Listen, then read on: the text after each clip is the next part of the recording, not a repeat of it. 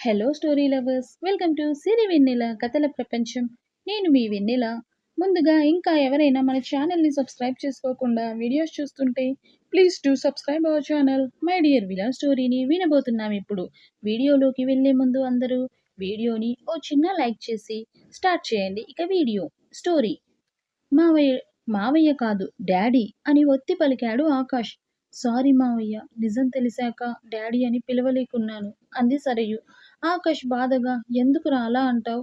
నేను నిన్ను కన్న తండ్రిలా చూసుకోవడంలో ఫెయిల్ అయ్యానా అని బాధగా అడిగాడు ఆకాష్. అలా అనకండి మావయ్య, కన్న తల్లి తండ్రి ఎలా ఉంటారో తెలీదు నాకు.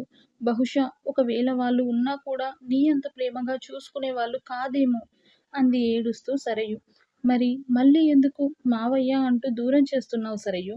ప్లీజ్ రా, నువ్వలా పిలుస్తుంటే ఎందుకో నీకు నాకు మధ్య తీరని అగాధం ఏర్పడినట్టు అనిపిస్తుంది నాకు అన్నాడు ఆకాష్ బాధగా. అదేం లేదు మావయ్య, ఎప్పుడు మన మధ్య దూరం రాదు అని చెప్పింది సరయు. కానీ నువ్వు బాధపడుతుంటే నా చెల్లి బావ నన్ను నిలదీస్తున్నట్టుగా ఉందిరా అన్నాడు ఆకాష్. సుహానా ప్రేమించిన ఆకాష్కి తల్లి తండ్రి చిన్నప్పుడే చనిపోతూ తన చెల్లెలి శ్రావణి బాధ్యతని ఆకాష్కి అప్పగించారు. ఎవరూ లేని ఆకాష్కి చెల్లే ప్రాణం. ఆకాష్ ప్రాణ స్నేహితుడు విశ్వాను ప్రేమించి పెళ్లి చేసుకుంది శ్రావణి. వాళ్ళిద్దరూ అమెరికాలోనే సెటిల్ అయిన వెల్ ప్రొఫెషనల్ డాక్టర్స్.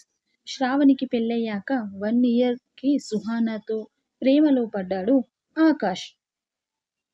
ఆ తర్వాత హరీష్ రావు సుహానాకి ఆరవ్తో కాంట్రాక్ట్ మ్యారేజ్కి ఒప్పుకోవడంతో అందుకే సుహానా ఆకాష్తో కలిసి ఇల్లు వదిలి వెళ్ళిపోవడం జరిగిందన్నమాట. అప్పటికే సుహానా ప్రెగ్నెంట్ ఉండడంతో మొదట్లో బానే ఉన్న ఆ తర్వాత సుహానాని ఆ సమయంలో చూసుకునే వాళ్ళు లేక చాలా ఇబ్బంది పడ్డాడు ఆకాష్. అన్నయ్య బాధ అర్థం చేసుకున్న శ్రావణి సుహానా డెలివరీ డేట్ దగ్గర పడిందని తెలిసి అమెరికా నుండి భర్త 3 నెలల పసికందు అయిన సరయుతో కలిసి ఇండియాకు వచ్చింది శ్రావణి.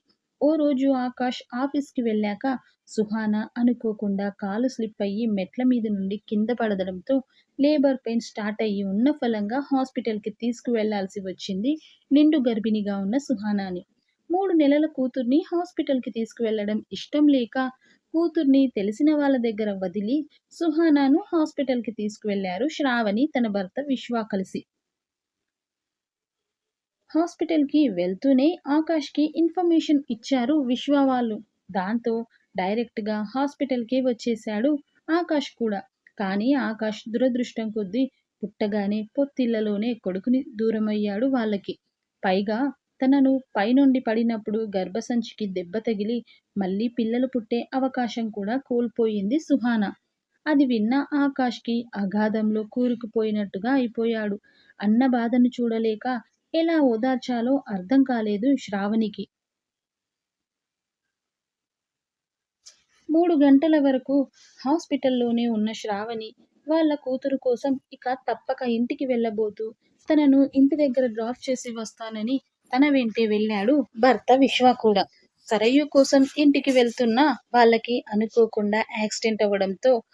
అనుకోకుండా యాక్సిడెంట్ అయ్యి విశ్వ స్పాట్ డెత్ అయితే శ్రావణి కొన ఊపిరితో బయటపడింది.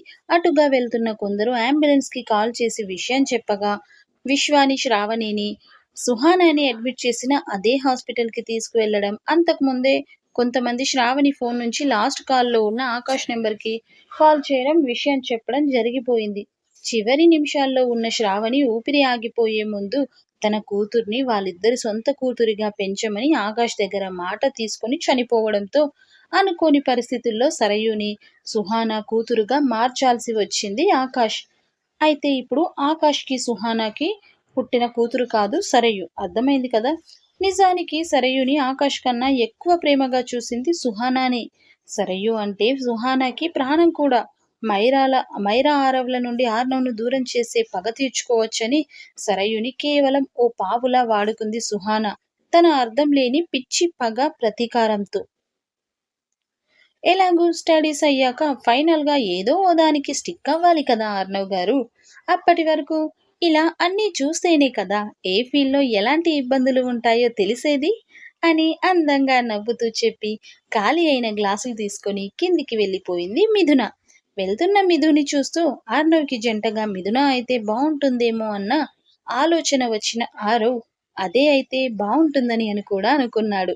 ఇక సామ్రాట్ కోసం కాఫీ తీసుకువెళ్ళిన మైనా రూమ్‌లోకి వెళ్ళేసరికి ఇంకా నిద్ర లేవని సామ్రాట్‌ను చూసి తన పిచ్చుక మైండ్‌లో వచ్చిన తుంటరి ఆలోచనకి మెల్లిగా అడుగులో అడుగు వేసుకుంటూ సామ్రాట్ దగ్గరికి వెళ్ళి కాఫీ పక్‌ని పక్కన పెట్టి గుడ్ మార్నింగ్ అని కెవ్వున కేక పెట్టింది రేడియో జాకీ లెవెల్‌లో సామ్రాట్ చెవుల్లో.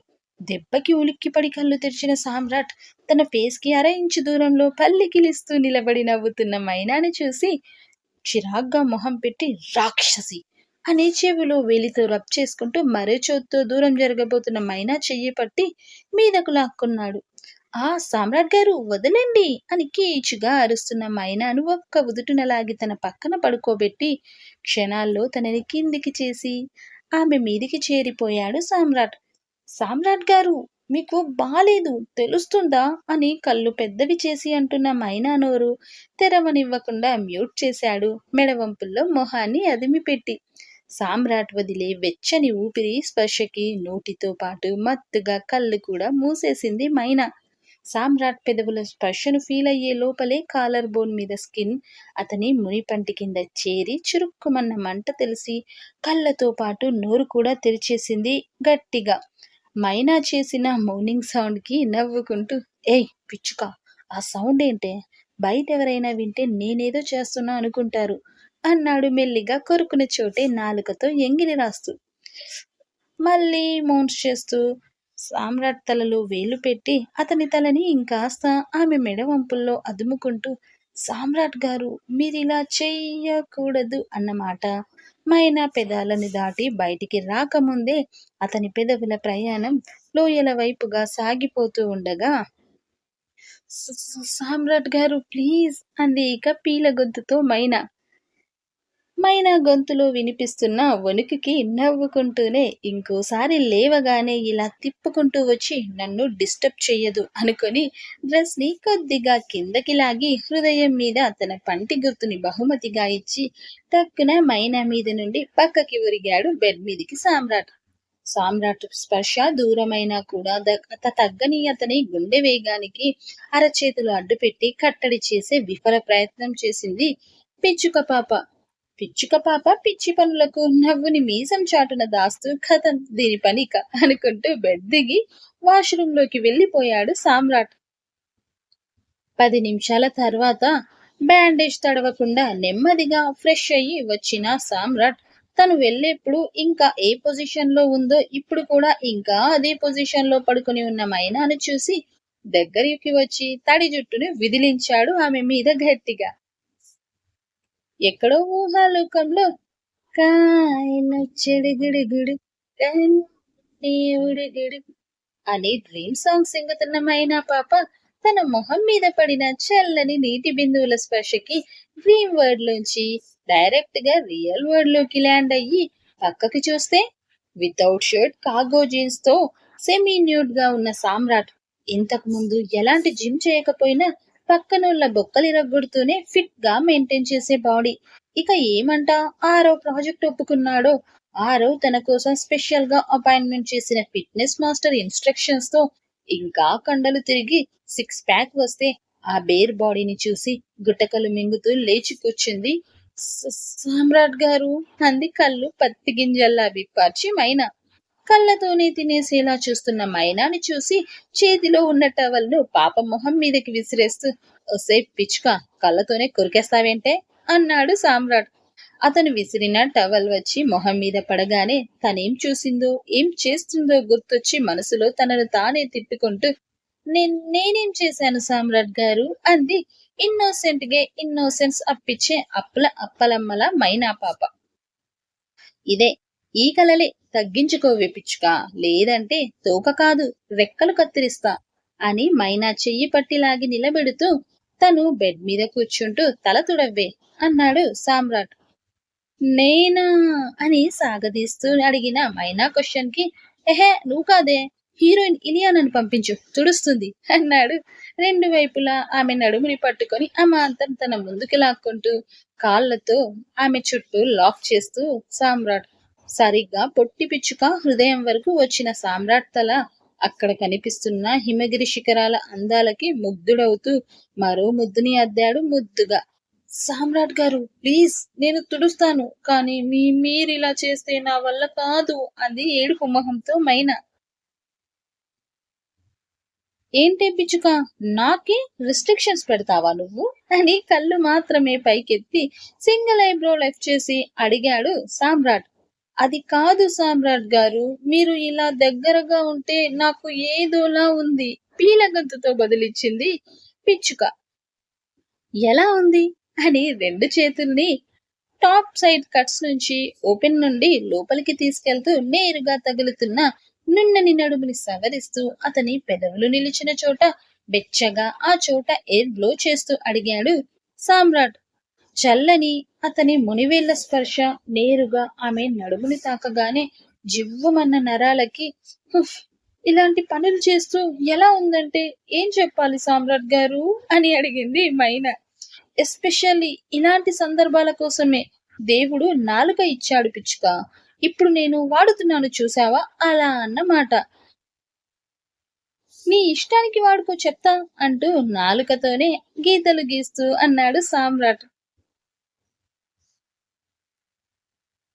మనసు వైపు సామ్రాట్ మాయకి ముందుకు వెళ్ళమంటే మెదడు తప్పే అని బుర్ర మీద ఫట్ ఫట్ అని సుత్తితో బాదుతూ ఉంది. ఎటు తేల్చుకోలేని పిచ్చుక ఏడుపు మొహం పెట్టింది పాపం. సైలెంట్ గా ఉన్న మైనాను ఊరకంట చూస్తూ ఏంటి పిచ్చుక సైలెంట్ అయ్యావు, తల తురుము అన్నాడు సామ్రాట్.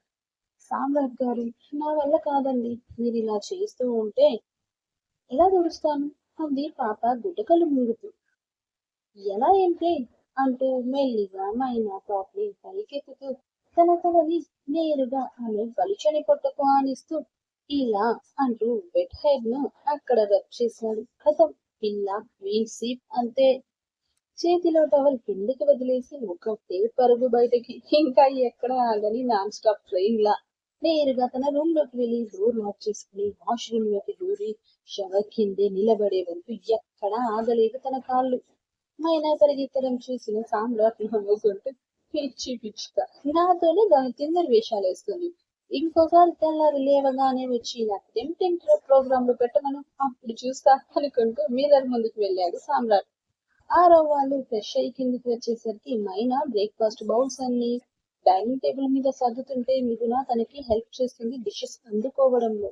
ఆరో ఆర్వి సామ్రాట్ మైనా ఆర్నో మిథున అందరూ ఒకేసారి కూర్చుంటే మైరా ఒక్కటి వడ్డిస్తూ ఆగిపోయింది. అది నచ్చని సామ్రాట్ మైరా చేతిని పట్టుకుని తనని కూడా కూర్చోమంటే లేదులే సామ్రాట్, నేను తర్వాత తింటాను అంది మైరా.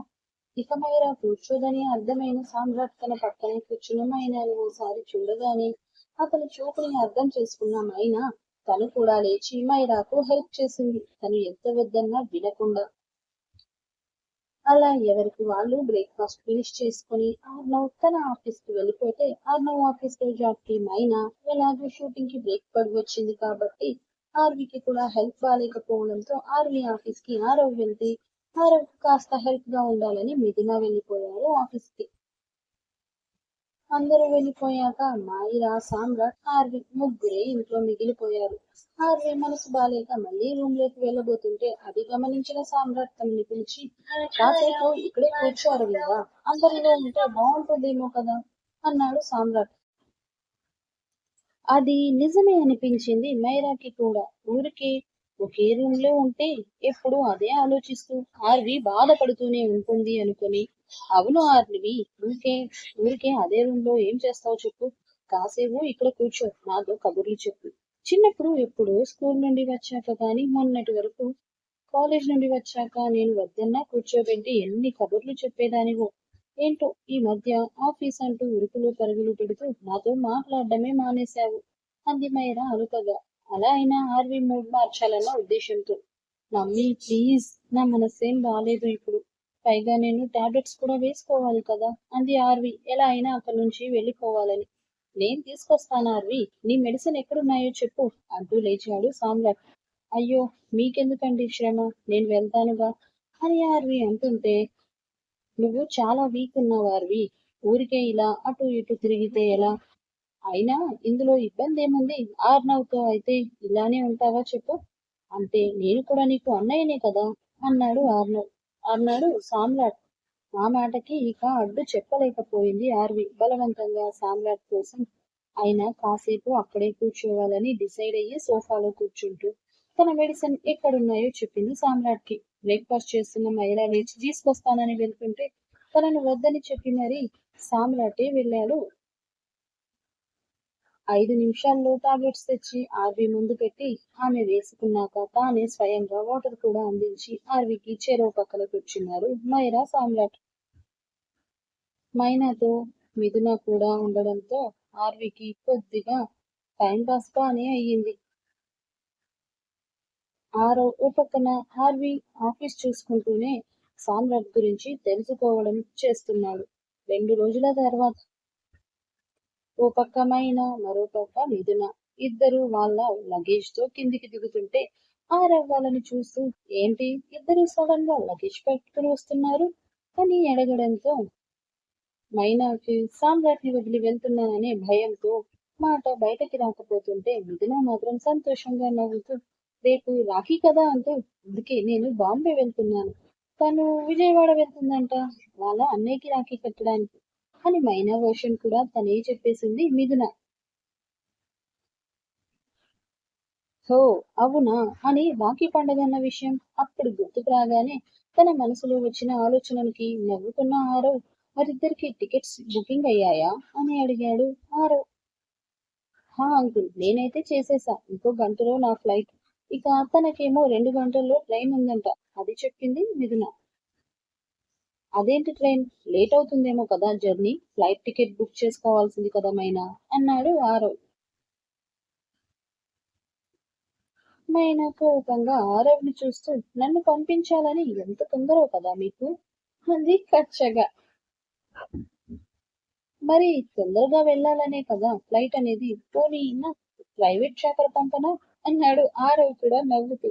వాళ్ళిద్దరి కాన్వో అర్థం కాని మిగిలిన నలుగురు వింతగా చూస్తుంటే అర్థమైన సామ్రాట్ మాత్రం ఎవరి డబ్బులతోనూ వెళ్లాల్సిన అవసరం దానికి లేదు. నా దగ్గర డబ్బులున్నప్పుడు నువ్వన్నా నీ చాపర్ లాంటిది, దానికోసం సొంతంగా ఒకటి కొని పెడతాలే నేను, అప్పుడు తిరుగుతుంది నువ్వన్నట్టు ఫాస్ట్ జర్నీ. ఇప్పుడు మాకు ట్రైన్ జర్నీయే కరెక్ట్ అని చెప్పి మైనా చేతిని పట్టుకుని బయటకి తీసుకెళ్తూ మేడం, నేను దీన్ని ట్రైన్ ఎక్కించి వస్తా అన్నాడు సామ్రాట్ మైరాని చూస్తూ.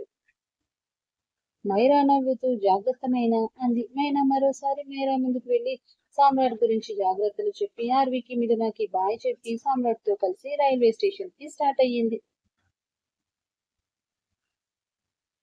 మైనా వాళ్ళు వెళ్ళగానే ఓకే ఆంటీ, ఇక నేను కూడా స్టార్ట్ అవుతాను అని మైరాకి ఆరవ్ కి బాయ్ చెప్పి ఆర్నవ్ తో కలిసి ఎయిర్పోర్ట్ కి స్టార్ట్ అయ్యింది మిథున. ట్రైన్ ఎక్కే వరకు సామ్రాట్ చేతిని అస్సలు వదలకుండానే ఏడుస్తూనే ఉంది మైనా. చాలా సేపు ఓపిక పట్టిన సామ్రాట్ ఇక చిర్రెత్తుకొచ్చి ప్లాట్ఫామ్ బెంచ్ మీద కూలేసి ఏడవ్వే, ఇక ఎంతసేపు ఏడుస్తావో ఏడువు అన్నాడు తన ముందు కూర్చుంటూ కోపంగా. మైనా బిక్క మొహం వేసుకుని చూస్తూ ఏంటి సామ్రాట్ గారు అలా అంటారు, నేను ఏడుస్తుంటే ఊరుకోబెట్టాల్సింది పోయి ఏడువు అంటారే అంది పిచ్చి పిచ్చుక పాపం. ఆ, నేను ఊరుకోబెడుతుంటే నువ్వు ఏడుస్తూనే ఉంటావు అంతేనా, ఇక నాకేం పని లేదనుకున్నావా, అరే ఇందాక కారులో కూర్చున్నప్పటి నుంచి మొదలు ఆపితేగా ఆ ఎదవ ఏడుపు, పైగా ఏడుస్తూ చక్కగా అయినా ఉన్నావా అంటే ఆహా, నీ కన్నీళ్లతో పాటు ముక్కు మూతి మొత్తం నా షర్ట్కే పోస్తున్నావు చండాలంగా. ఏదోలే పాపం నా కోసం బాధపడిపోతున్నావని కాసేపు సైలెంట్ ఉంటే ఊరుకుంటావులే అనుకుంటే దాదాపు 2 గంటల నుంచి నాన్ స్టాప్ ఏడుపు, నాన్ స్టాప్ చీదుడు, చిచ్చి అన్నాడు సామ్రాట్. నేను వెళ్తున్నందుకు మీకు బాధ లేదు గాని నా కన్నీళ్లు తుడిచాలని మీకు కోపం వస్తుంది కదా సామ్రాట్ గారు మీకు అని ఇంకా పెద్దగా రాగం తీసింది మైనా. ఈసారి మైనా రాగానికి ట్రైన్ కూత కూడా తోడవడంతో సామ్రాట్ చెవులు చిల్లులు పడేంత ఇరిటేషన్ వచ్చింది. ట్రైన్ రాగానే మైనాను దూరుకోబెట్టి ట్రైన్ లో కూర్చోబెట్టి కావాల్సినవన్నీ కొనిపెట్టి పక్కన ఎవరున్నారో వాళ్ళని ఓసారి చూసి పెట్టి పర్లేదు అనుకున్నాక తనకన్ని జాగ్రత్తలు చెప్పి ట్రైన్ కదిలే వరకు ఉండి ట్రైన్ ప్లాట్ఫామ్ దాటాక స్టేషన్ నుండి బయటకు వెళ్ళేసరికి తల ప్రాణం తోకకొచ్చినంత పనయ్యింది సామ్రాట్కి పాపం. అమ్మా ఇక నెక్స్ట్ డే ప్రతి సంవత్సరం లాగే ఆసారి కూడా అరవిందర్ పాప లంగా ఓణీలో బుట్టబొమ్మల అందంగా రెడీ అయ్యి షేర్వానీలో మెరుస్తున్న ఆర్నవ్ బాబుకి రాఖీ కట్టడానికి కూర్చోబెట్టి రాఖీ కట్టబోతున్న నిమిషం ముందు ఒక్క నిమిషం ఆగరా అని ఆర్వీని ఆపి పైకి వెళ్ళాడు ఆరవ్. సామ్రాట్ రూమ్ లోకి వెళ్లేసరికి బెడ్ మీద ఇంకా మొద్దులా బోర్లా పడుకుని ఉన్న సామ్రాట్ ను చూసి వాష్రూమ్ లోంచి ఓ ఫుల్ బకెట్ వాటర్ పట్టుకొచ్చి మొత్తంగా ఒకేసారి మీద పోయడంతో ఉలిక్కిపడి నిద్రలేచాడు సామ్రాట్. ఎదురుగా ఉన్న ఆరవులు కోపంగా చూస్తుంటే సామ్రాట్ చూపుల్ని అస్సలు లెక్క చేయకుండా హూ కేర్స్ అన్నట్టు ఓ లుక్కు విసిరి లుక్కులిచ్చింది చాలు గాని త్వరగా లేచి స్నానం చేసి రెడీ అవ్వాలి 10 నిమిషాల్లో అని ఆర్డర్ వేశాడు ఆరవ్. సామ్రాట్ కోపంగా ఎందుకు అన్నట్టు చూస్తుంటే అక్కడ నీకు రాఖీ కట్టడానికి నా ప్రిన్సెస్ ఎదురు చూస్తుంది వే. నా కూతురు వెయిట్ చేయడం నాకు నచ్చదు కానీ కానీ అన్నాడు ఆరవ్. సామ్రాట్ గుర్రుగా చూస్తూ ఉంటే ఇంకా ఏంట్రా అలా చూస్తున్నావు, వెళ్తావా 4 తగిలించమంటావా అన్నాడు ఆరవ్. ఆరవ్ కోపంగా సామ్రాట్ మీదకి వచ్చేస్తూ 21 minutes